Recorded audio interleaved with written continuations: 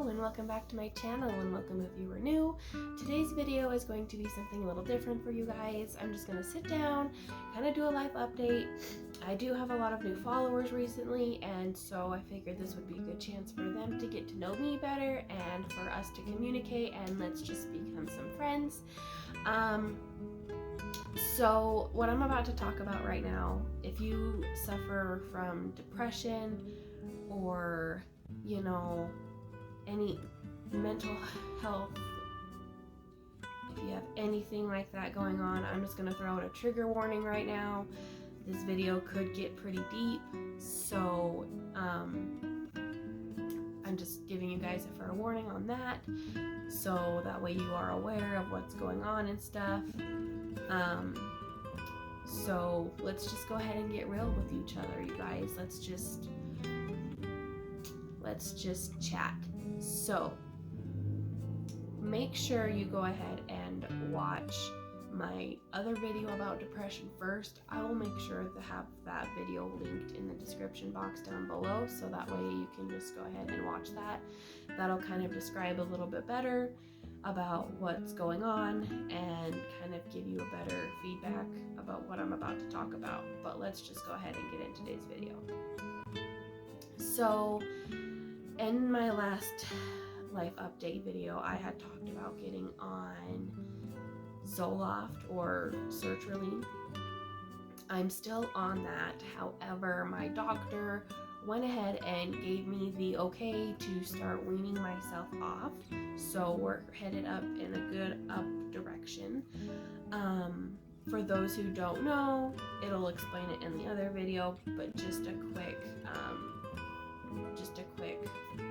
say about it. I got diagnosed with depression back in October when my husband and I got put into quarantine because we both had coronavirus.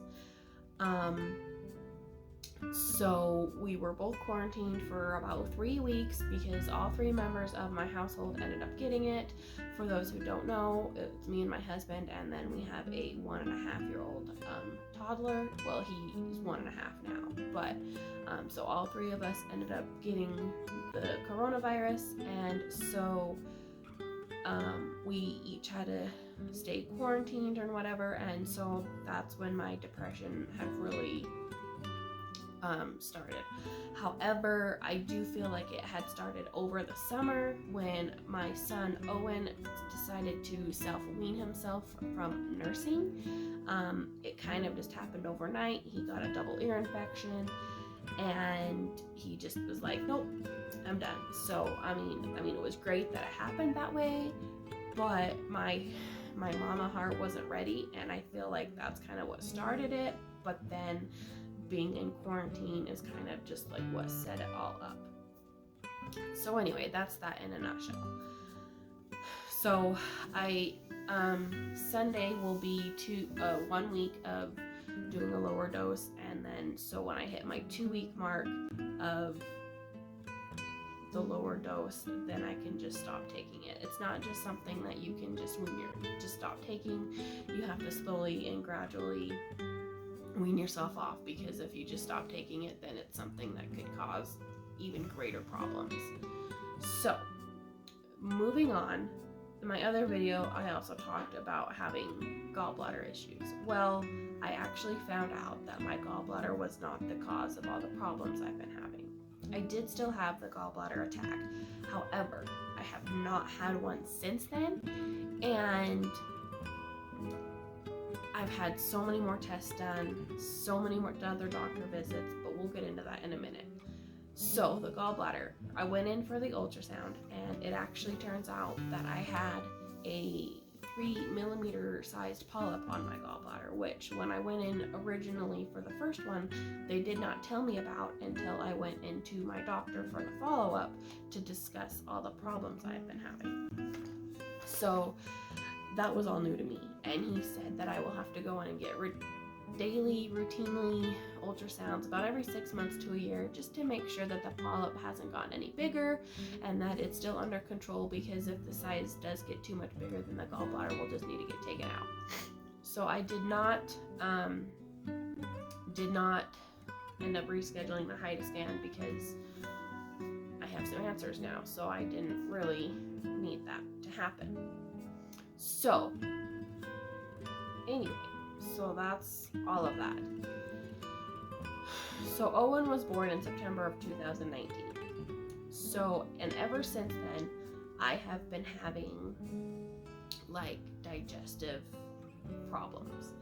It was affecting my work life, it was affecting my home life. I was getting up in the middle of the night to go to the bathroom. Like, we're getting really down and personal, you guys. So if you can't handle it, that's fine, but I really hope that you stay around and you learn something and that I can teach you something. And if you're going through the same thing, go ahead and leave a comment, or if you're experiencing symptoms like this, reach out to me, leave a comment, and just let me know what you guys think, okay? So, and just going to the bathroom, and like when I had to go, and it was like, and normally I'm not the kind of person who needs to get up and use the restroom in the middle of the night, but it got to the point where I was up 3 or 4 times a night having to go to the bathroom, and I couldn't be, and I was fearful for going to the grocery store and having to go to the bathroom, or being at a friend's house and having to leave early because of my urgency to have to go. But it wasn't just the urgency, it was everything else that came with it. I had severe abdominal pain. Like, my whole stomach would just hurt so bad, and it would just make me tucker over, and like I couldn't even move, and it was just so much abdominal pain in my whole stomach.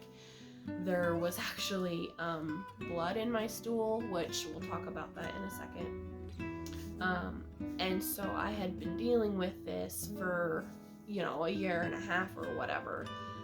And so I was just, and I had talked to my doctor. It started about probably 6 weeks after I had Owen, when I went in for my 6-week checkup with him, is kind of when I noticed everything had started or whatever. So I kind of just talked to my doctor, and I mentioned it to him then, and he said that I probably just had some kind of like virus that was trying to just work its way out, and it was just like a stomach bug or something. So I was like, okay, you know, that's fine.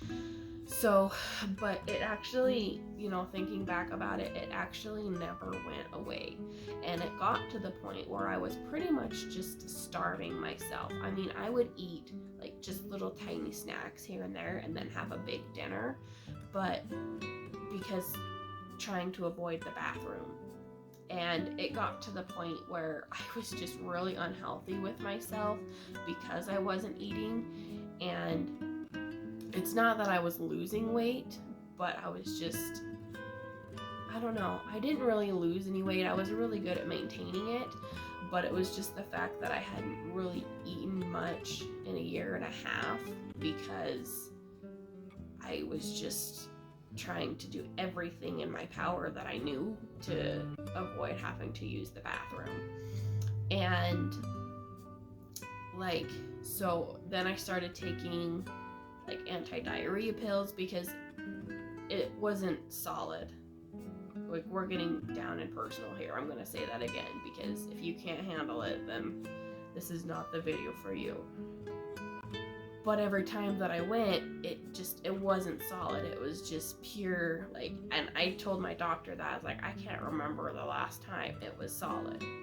And so he's like, okay, well, keep an eye on it or whatever. So then he prescribed me this medicine called dicyclomine, and I had to take that 4 times a day, and it wasn't working. So then he was thinking, and that he prescribed that thinking that I had IBS, which, you know, all of my symptoms matched. So I was like, this is it, this medicine's gonna work, like, this is gonna be the best thing ever. I'm gonna be healed, I'm gonna be normal again. So I took the dicyclomine. I don't remember how long it was, probably for like 3 months or so. And then I did a follow-up with him, and it wasn't working. It wasn't doing what it was supposed to do. I mean, it took away the urgency. No, actually I take that back. It really didn't even take away the urgency. It didn't do anything. But he said to give it that long just to see if it'll help, but it didn't really honestly do anything at all. So when I went in for my follow-up with him, he's like, okay, well, we obviously need to go and get some other tests done. So they scheduled me to do a stool sample, so I took that to the hospital. That came back normal. They did blood work. They tested me for celiacs, which, for those who don't know, is a gluten intolerance disease. So you have a really bad reaction to gluten. And they tested my thyroid levels, and all of that came back normal.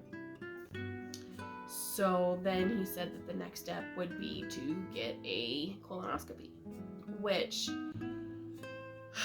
I was really kind of nervous about because I'm really young. I'm only 26.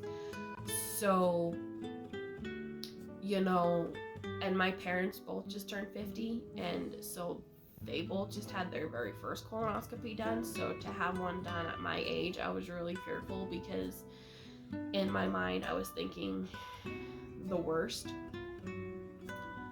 So I went and I got the colonoscopy done, and the surgeon who did it here in town, I loved him. He was phenomenal. He was so good. They gave me a diagnosis for all of my problems. They diagnosed me with ulcerative colitis. So basically, I get ulcers on my colon. Yeah. So, yeah. And it's an autoimmune disease. But it's not an autoimmune disease as in a way that I get sick. It's in a way as like my immune system is attacking my colon. So it just makes it harder to digest some things.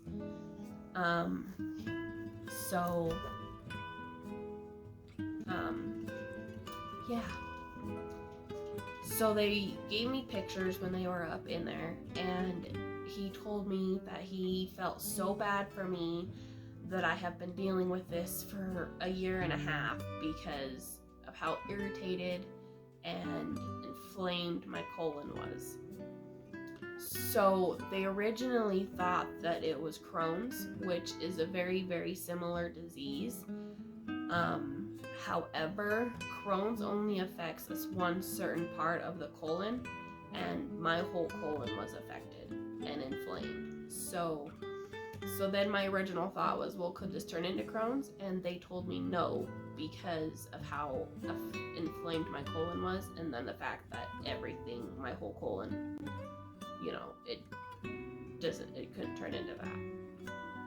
However, they don't know what causes it, but they do think that it had been,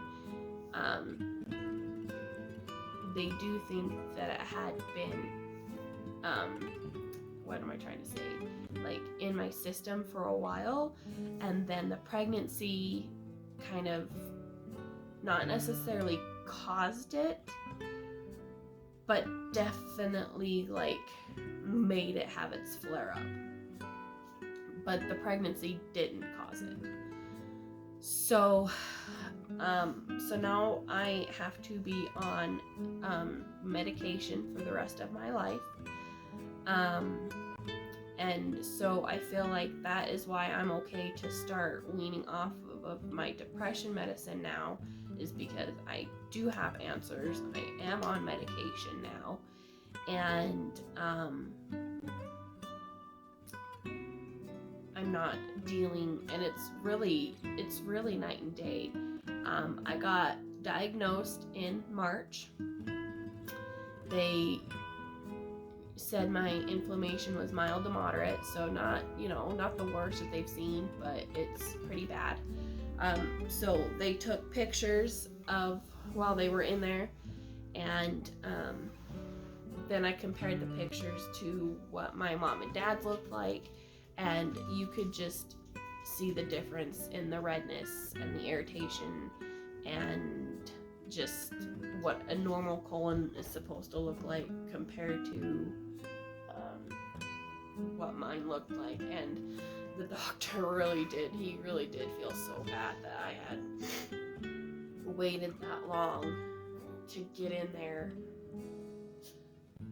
because just of how bad it was, and he just felt so bad.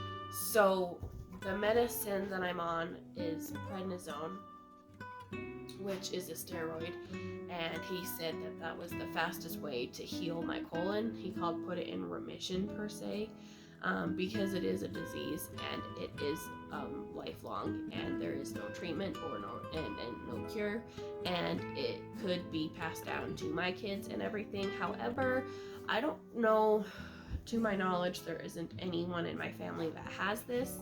So, I'm not sure where it came from, but they did say that if you do find it in females, I am at that age group where they normally do start to see it. So, yay, lucky me.